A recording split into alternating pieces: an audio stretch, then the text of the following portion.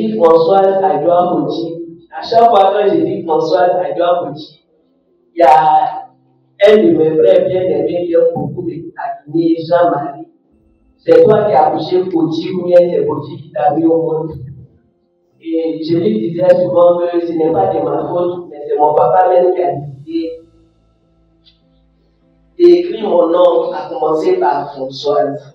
Donc voilà pourquoi je précise toujours de commencer mon nom par Françoise Adjoa Bouti. Je suis une première génération.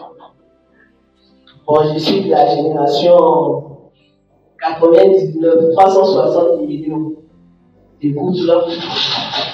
Ce soir, j'aimerais.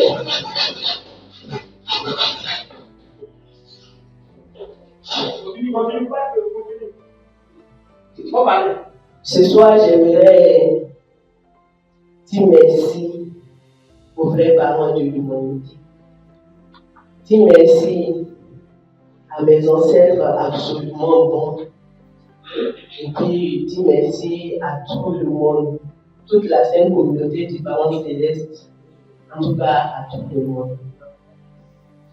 Mon expérience que je vais donner ce soir, j'ai beaucoup d'expérience, mais surtout sur la santé de princesse qui est actuellement à l'hôpital. Quand l'événement s'est passé, quand on était au Grand Brûlé, les gens qui venaient, les salles, comment on les appelle, les filles des salles, les aides-soignantes, les infirmières, en tout cas, tous ceux qui passaient dans la salle, quand ils voient le tas de princesses, s'approchent et puis disent du courage, ça va aller. En fait, ils avaient fait un diagnostic que la princesse n'allait pas rester. Parce qu'elle était brûlée au 3e degré. Et à la fois, il n'y avait pas d'espoir que la princesse allait vivre. Et il y a une dame qui s'occupait de ce cas. Elle est venue avec vraiment tout son courage. Vraiment, ma soeur, beaucoup de courage. Vraiment, tout ce que Dieu fait est bon. Mais les dépenses sont énormes. Elle m'a tendu la main. Moi, j'ai fait pour me saluer. Elle a mis un pied de 10 000 francs dans ma main. On est resté là jusqu'à ce que vous savez est arrivé. On ne va pas venir là-dessus parce que ce jour, c'est pour rendre gloire aux vrais parents de tout, avec toute joie, avec la joie pour tout ce qu'ils ont fait pour nous. Et c'est comme ça qu'on s'est retrouvé à la clinique. Arrivé à la clinique, princesse devait être réanimée. Et Dieu merci, elle était réveillée parce que le docteur Bizala vraiment a donné tout son amour et tout son cœur. Parce que toutes les cliniques qu'il a appelées, personne ne voulait prendre une prise en charge venant de l'État. Et finalement, il a appelé dans la clinique où il exerçait. La clinique n'avait même pas d'urgence. Et sur place, là, il a mobilisé toute l'équipe, de nuit, de jour. En tout cas, il devait mettre une salle d'urgence pour pouvoir recevoir les prises de fonds. Et ça a été possible vraiment par son amour, vraiment, et son dévouement. On a pu aller dans la clinique où il exerce. Et c'est comme ça, ils ont pris princesse et son grand frère famille en charge. Et Dieu merci. Après ce jour-là, je ne me suis pas retrouvée. C'est le 3e jour qu'on peut dire que je me suis retrouvée. J'ai vu que les enfants étaient stables et ça allait. Et il a dit à Myongli, parce que Myongli c'est quelqu'un qui aime les choses impossibles. Si je peux dire, quand je dis les choses impossibles, les choses auxquelles tu penses qu'il ne peut pas te montrer, en tout cas, il te dit c'est ça là, moi je peux faire. Et il posait souvent un docteur Bizala et puis il a dit à docteur, je suis sorti, j'ai marché un peu, mais j'ai vu un vélo. Et le docteur lui a dit si tu guéris d'ici la fin de ce mois-là, je peux t'offrir un vélo. Je vous assure. Même si c'est venu. En tout cas, quand tu vois Myung qui disait que ça va, il a dit à docteur que ça va aller. Effectivement, Myung n'a pas fait 3 mois à l'hôpital.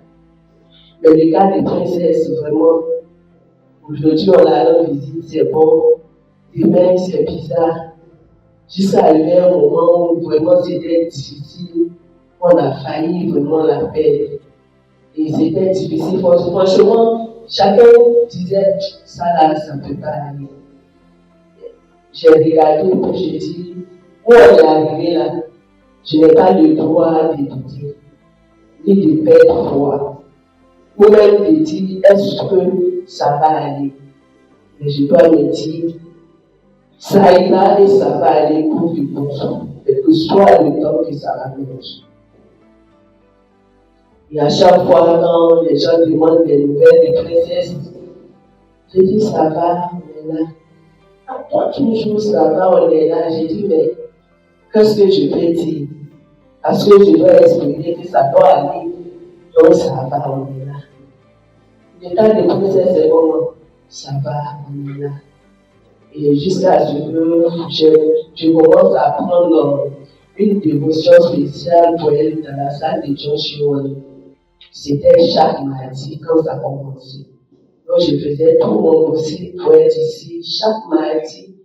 Et après, je faisais des dévotions pour elle. Et c'est comme ça, quand Dr. Savoie est arrivé, la première fois que je suis venue, que je l'ai vu, j'ai eu vraiment une folle, comment je peux dire, une folle non, envie, voilà, de lui demander de passer à la clinique pour voir, comment on appelle, princesse. C'est ainsi que j'ai vu Papa Monjo. Et Papa Monjo, vraiment, j'ai une doléance. Il dit oui, tu veux quoi? J'ai dit non. Je veux que le docteur Sakwa passe à l'hôpital pour voir l'état des princesses, pour voir comment on peut faire avancer les choses parce que ça dure. Aujourd'hui, tu vas, ça va. Demain, tu t'en vas la voir, c'est bizarre. Franchement, c'est pas simple. J'ai l'impression que c'est un combat que moi-même, je ne maîtrise pas, mais je sens que ça a besoin vraiment d'une forte aide spirituelle. C'est comme ça, après, le lendemain, je pense, il a demandé à me croiser. C'est ainsi que j'étais avec le frère Marius et puis Papa aujourd'hui. Il a commencé à me poser des questions. Au fur et à mesure, je lui donnais des réponses. Il a demandé, est-ce que vous avez libéré l'esprit central, les esprits centraux d'une famille? Je dis franchement, depuis que j'ai commencé les libérations et tout, je n'ai jamais entendu parler des esprits centraux. Et il a développé l'esprit central. Et il a dit qu'il faut qu'on fasse ça parce qu'il devait avoir un tambour en Corée. Avant que le tambour devait avoir un samedi, on devait faire la libération. Et je vous assure, sur place là, il a mis tout en place. Il a appelé la Corée, appelé tous ceux qui pouvaient pour avoir véritablement, comment on appelle, une personne qui pouvait libérer l'enfant là-bas. Et tout s'est fait, on a appelé les frères, et puis ça a été fait. Je vous assure, dès que ça a été fait, quand je suis partie à la clinique et puis j'ai vu princesse, c'est un autre aspect de princesse que j'ai vu. Et j'ai vu les princesse, ça allait aller. Et quand j'ai vu docteur me dit, dans un mois, princesse sera libérée. Et quand il a dit ça, cette joie-là, et quand tu la vois, vraiment princesse, en mode qui désespérait, qui faisait des caprices, C'est une autre princesse que je vois, toute déterminée. Et ce que je voulais plus témoigner, c'est que le cas des princesses demande tellement au niveau des, comment on appelle, de l'économie, des finances. Et à chaque fois que j'ai des soucis, franchement, d'argent, une personne va m'appeler. Bonjour madame, c'est comment, c'est maintenant, j'ai appris cette histoire. Vraiment, il y a beaucoup, et les enfants, je dis ça va, et la petite, elle a encore appelé. Vraiment, je n'ai pas grand chose, mais je vais vous faire un petit dépôt.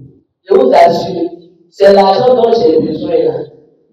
Chaque fois qu'on me fait un dépôt, à chaque fois, quand j'ai un souci d'argent concernant princesse ou même concernant les enfants, il y a toujours quelqu'un qui va m'appeler. Il y a toujours quelqu'un qui va s'intéresser au cas des princesses ou au cas des enfants pour réellement les soutenir. Juste pour vous dire, c'est vrai qu'on vit des difficultés, mais la première des choses, c'est de croire que le chemin qu'on a décidé de suivre, des vrais parents, quelles que soient les difficultés qu'on peut avoir, il faut qu'on ait la foi. On peut gagner la victoire. On peut aller de l'avant. Et que les rêves qu'on peut réaliser, si on n'a pas pu le réaliser, on peut les transmettre à nos enfants. Ils vont le réaliser pour nous. Une chose que je voulais dire encore aux familles bénies, surtout aux couples, aimez-vous sincèrement.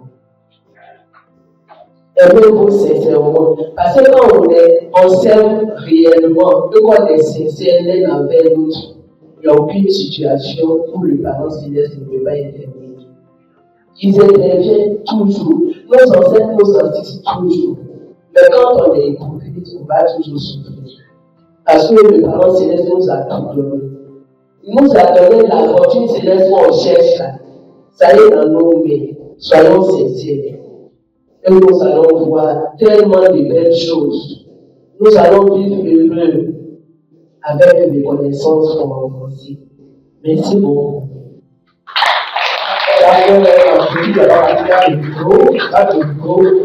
Est-ce qu'on peut pouvoir parler avec le patron Je vais juste te poser une question et tu vas répondre pour elle. C'est important aujourd'hui. Qu'est-ce que tu penses de la santé? La santé, c'est quoi pour toi? Vous avez une réponse. Moi, je pense que la santé, c'est d'abord le bien-être moral d'abord. Le bien-être moral, le bien-être spirituel. Et puis, comment on appelle, prendre soin de soi-même. C'est ce que moi je pense.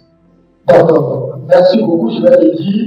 Et qu'est-ce que toi, actuellement, qui assises avec ton témoignage que tu viens de faire, qu'est-ce que tu peux dire dans la relation avec Dieu pour que le témoignage de la personnes qui ont vraiment connaissé les difficultés puissent faire avoir une relation avec Dieu? Qu'est-ce que tu penses? Qu'est-ce que tu peux dire en cette position?